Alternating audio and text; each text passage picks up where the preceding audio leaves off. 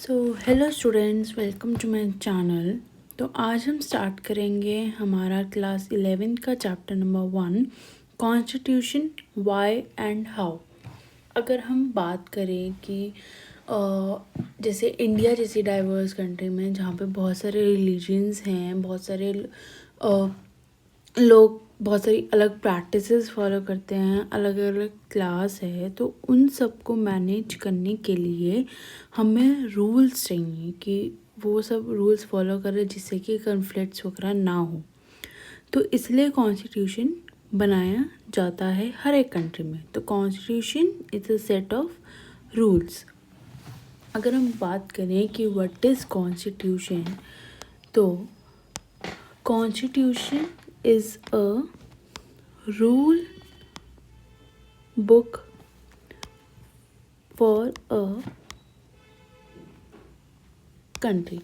हर country का अपना अपना कॉन्स्टिट्यूशन होता है, अपने अपने रूल्स होते हैं, अपने अपने रेगुलेशंस होते हैं। और कॉन्स्टिट्यूशन हमें क्या बताता है?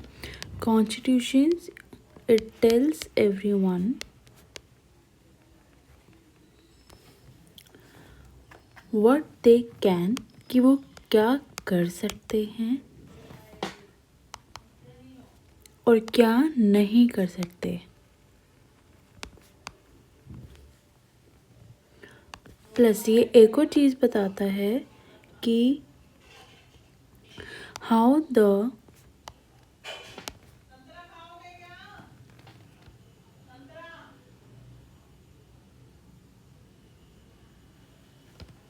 how the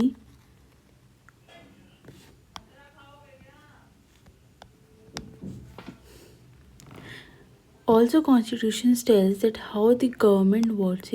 गवर्नमेंट कैसे काम करेगी, ये सिर्फ लोगों के लिए नहीं है कॉन्स्टिट्यूशन, ये गवर्नमेंट के लिए भी है। गवर्नमेंट को भी रूल्स एंड रेगुलेशंस अपने फॉलो करने पड़ते हैं। नेक्स्ट पे आते हैं। मैन को एक सोशल एनिमल कहा गया है क्योंकि वहाँ पे ह्यूमंस रहते हैं और डिफरेंट ग्रुप्स में ग्रो करते हैं। Humans live and grow in groups। ठीक है। अगर हम सोसाइटी की बात करें तो सोसाइटी में मैंने अभी आपको ऊपर बताया था कि अलग अलग तरह के लोग होते हैं, जिसकी कास्ट अलग है, रिलीजन अलग है, जेंडर अलग है, क्लास अलग है। तो सोसाइटी वो है, और इंडिया तो हमारी डाइवर्स कंट्री है ही। ठीक है। तो इन सबको मैनेज करने के लिए, इन सबको गाइड करने के लिए, सारी कम्युनिटीज़ को वी नीड आवर कॉन्स्टिट्यूशन। तो हम और समझ लेते हैं कि हमें कॉन्स्टिट्यूशन क्यों चाहिए। Why do we need a constitution? ये कॉन्स्टिट्यूशन की नीड समझ लो या फिर इसके फीचर समझ लो कॉन्स्टिट्यूशन के। तो सबसे पहला वही, constitution is to provide a set of basic rules that allow for minimal coordination amongst member of a society। Constitution is to, sorry थोड़ा पीछे बहुत शोर है आज, provide a set of basic rules that allow for minimal coordination amongst member of a society।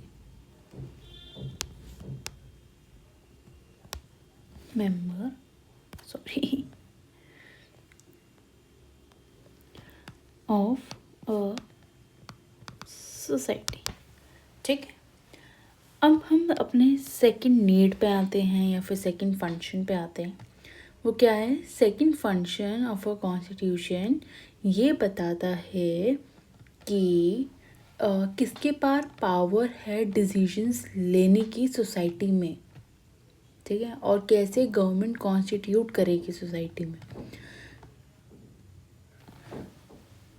Specify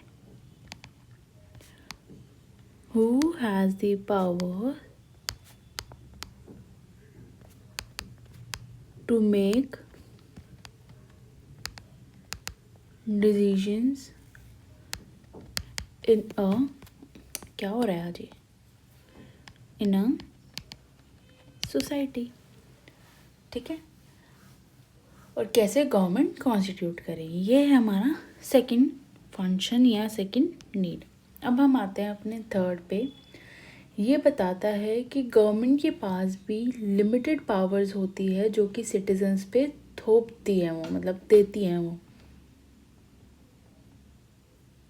मतलब government हर चीज़ citizens पे impose नहीं कर सकती, गवर्नमेंट के पास भी लिमिटेड पावर्स हैं। ठीक है, और ये जो लिमिट है, इस चीज़ को गवर्नमेंट कभी भी ऐसे नहीं कर सकती यार चलो कोई नहीं है तो है, हम ये वाला काम करवा देते हैं सिटीजन से। नहीं, गवर्नमेंट भी ये काम नहीं कर सकती। ठीक है,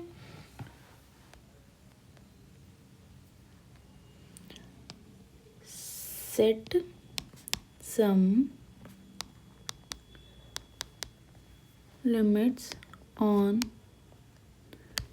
what a government can impose, आज तो परेशान कर दिया भाई इसने, इम्पोज ऑन सिटीजन्स। ठीक है, चौथा क्या, डिस्प्यूट सॉल्व करने में कॉन्स्टिट्यूशन का बहुत बड़ा हाथ है। ठीक है, जो डिस्प्यूट सॉल्व करने में या फिर कोई भी कन्फ्लिक्ट हो रहा है उसको सेटल करने में, लोगों के बीच में हो रहा हो, चाहे ग्रुप में हो रहा हो, चाहे गवर्नमेंट में हो रहा हो, गवर्नमेंट के बीच में हो रहा हो। ठीक है, तो रिजॉल्व डिस्प्यूट्स, सेटल कन्फ्लिक्ट्स, क्योंकि उसमें रूल्स हैं भाई, वो अपने हिसाब से फिर बता देते हैं कि नहीं तुम गलत हो या तुम गलत हो, जिससे कि मतलब नेगोशिएशन हो जाता है, समझ गए, विदाउट बिटवीन पीपल, ग्रुप्स और गवर्नमेंट।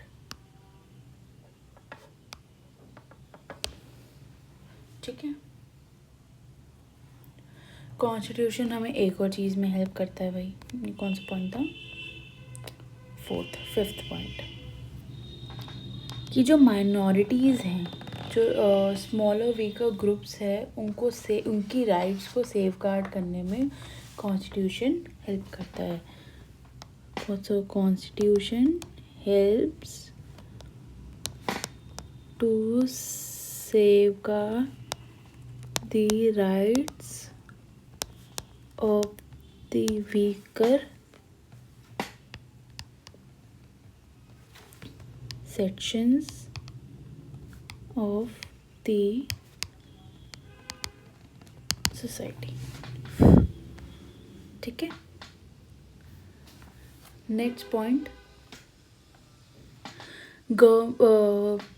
कि गवर्नमेंट, कॉन्स्टिट्यूशन ये भी बताता है कि गवर्नमेंट को जो भी नीड्स हैं लोगों की उनको फुलफ़िल करना चाहिए, चाहे लोगों की, सोसाइटी की, और एक इक्वालिटी लानी चाहिए सोसाइटी में, जस्टिस लाना चाहिए सोसाइटी में। ठीक है, so the constitution is to enable the government to fulfill the aspirations of a society and create conditions for a just society। मतलब जस्ट सोसाइटी मतलब जस्टिस, सबको जस्टिस मिलना चाहिए। Last, Constitution provides fundamental identity of a people। ठीक है,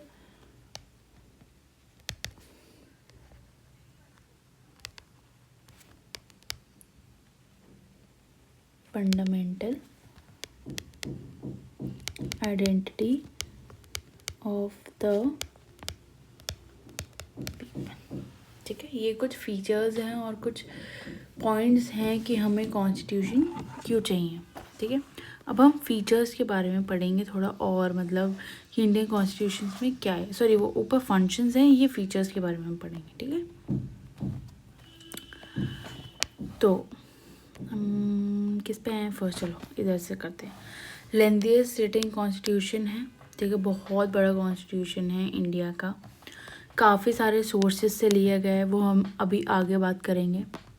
rigidity और flexibility का blend है, federal system with unitary buyers, parliamentary form of government है, पार्लियामेंट्री है, सॉवरेनिटी और जुडिशियल सुपरमेसी है, इंटीग्रेटेड और इंडिपेंडेंट जुडिशरी है, फंडामेंटल राइट्स है, डीपीएसपी है, फंडामेंटल ड्यूटीज़ है, सेकुलर स्टेट है, सेकुलर स्टेट मतलब कि हर रिलीजन की रिस्पेक्ट करते हैं, यूनिवर्सल एंड फ्रेंचाइज है मतलब वोटिंग राइट्स,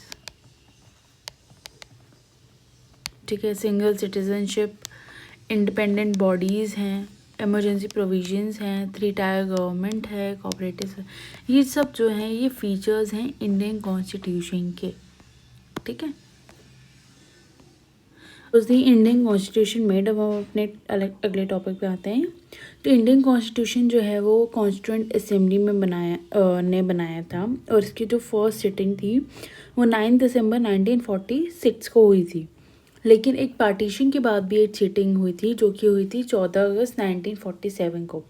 फिर ऐसे ही कॉन्स्टिट्यूंट असेंबली बनाई, फिर वहाँ पे अलग अलग कमिटीज़ बनाई, फिर उन्होंने काम करना चालू करा, और फाइनली जो हमारा इंडियन कॉन्स्टिट्यूशन जो था वो अडॉप्ट होता है नवंबर 26 1949 को, और इफ़ेक्ट में आता है जनवरी 26 1950 को।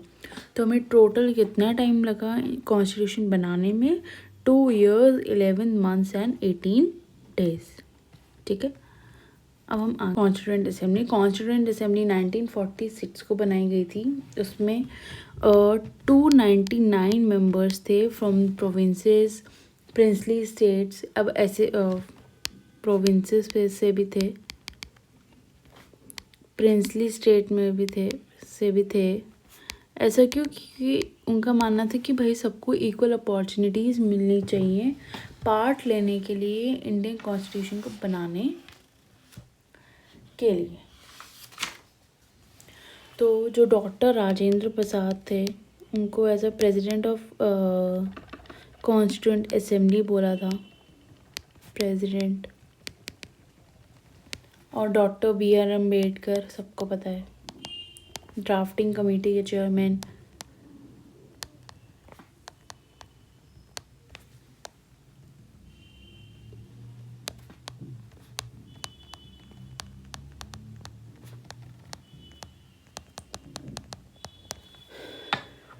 ठीक है, अगर हम नेचर की बात करें कॉन्स्टिट्यूंट असेंबली की, तो पहला है रिप्रेजेंटेशन फ्रॉम ऑल ग्रुप, मतलब सारे जो भी, चाहे किसी की कोई भी कास्ट हो या कुछ भी क्लास हो, लेकिन विदाउट डिस्क्रिमिनेशन सारे ग्रुप से रिप्रेजेंटेशन थी। सेकंड आता है हमारा allegiance to democratic values,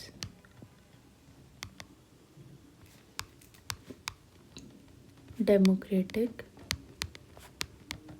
values, इसका मतलब क्या है कि रेस्पेक्ट के साथ, फ्रीडम के साथ, इक्वालिटी के साथ और जस्टिस के साथ हम अपना काम करें। Third and last, emphasis on consent and डिलिबरेशंस,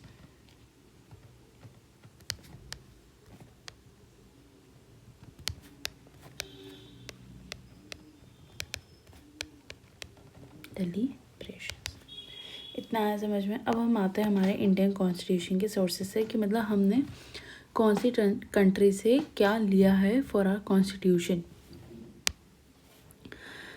US से लिया हमने, आयरिश मतलब आयरलैंड, कैनेडियंस कनाडा, म्यांमार, और French constitution, south African, Japanese. अब देखते हैं इन सब से हमने क्या क्या लिया है। तो पहले हमने गवर्नमेंट ऑफ इंडिया एक्ट निकाला था 1935, तो उससे ही हमने क्या ले लिया, फेडरल स्कीम, गवर्नर का ऑफिस की एक गवर्नर होएगा, जुडिशरी, पब्लिक सर्विस कमीशन मतलब कि वही एक second sorry,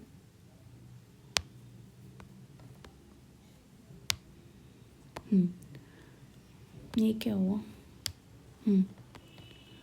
public service commission मतलब के IAS UPSC लगा लो, जो भी पोस्ट उसके अंडर आती है। इमरजेंसी प्रोविजंस की इमरजेंसी में क्या क्या होगा। फिर हम आते हैं यूके मतलब ब्रिटेन से हमने क्या क्या लिया? पार्लियामेंट्री फॉर्म ऑफ गवर्नमेंट ली, बायकैमरलिज्म मतलब 2 हाउसेज वाला, Lok Sabha and Rajya Sabha. Single citizenship लिया हमने, रूल ऑफ लॉ लिया। यूएसए से हमने जुडिशियल रिव्यू लिया, इम्पीचमेंट ऑफ द प्रेसिडेंट मतलब प्रेसिडेंट को हमें अगर हटाना हो तो कैसे हटाएंगे। Removal of supreme court and high court जजेस, ठीक है, इनको भी इम्पीचमेंट के कैसे कि उनको हटाना है। पोस्ट ली हमने वाइस प्रेसिडेंट की। आयरलैंड से ली हमने DPSP, nomination of members Rajya Sabha की, कौन कौन से मेंबर्स जो हैं वो राज्यसभा में नॉमिनेट होंगे। प्रेसिडेंट के इलेक्शन का मेथड लिया। यूएसए से हमने फंडामेंटल राइट्स भी लिए थे, ठीक है। कनाडा में बात करें तो state governors by the centre की कैसे पॉइंट होंगे। रेजिडोरी पावर्स, ठीक है। फ्रांस से रिपब्लिक, और जो भी हमारे प्रियम्बल में वर्ड जुड़े थे, लिबर्टी, इक्वालिटी एंड फ्रैटर्निटी, वो लिए। Sorry for the voice.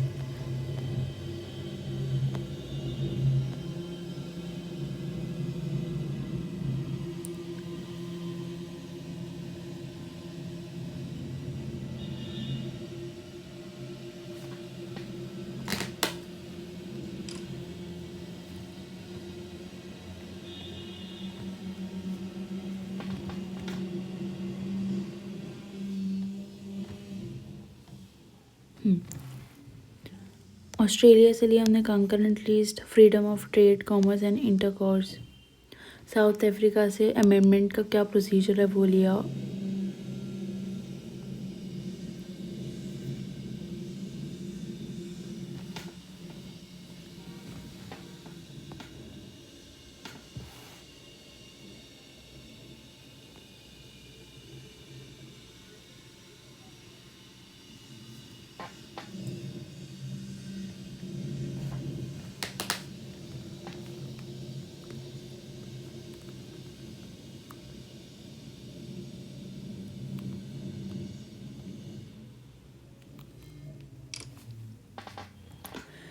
USSR से लिए हमने fundamental duties, ideals of justice, preamble में जो था।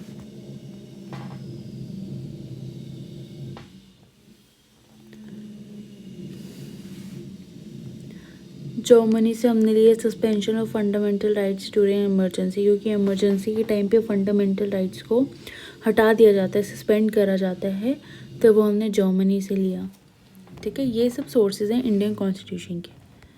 अब क्रिटिसिज्म देखते हैं कॉन्स्टिट्यूशन का, सबसे लॉन्ग है, डिटेल्ड है बहुत ज़्यादा। वेस्टर्न कंट्रीज से हमने लिया है, बोरो करा है, मतलब उनके जो भी प्रोविजंस हैं।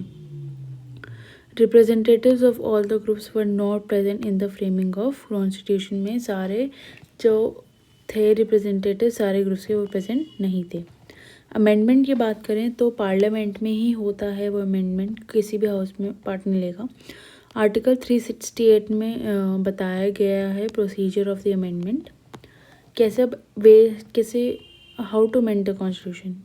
इट्स सिंपल मेजॉरिटी होनी चाहिए पार्लियामेंट में, ठीक है। Special majority in parliament in both the houses, ठीक है। और special majority plus legislature of half of the states भी होना चाहिए। तो ये था हमारा कॉन्स्टिट्यूशन वाई एंड हाउ का चैप्टर। So thank you for watching, read your book और love you, tata bye bye. Next video में मिलेंगे हम।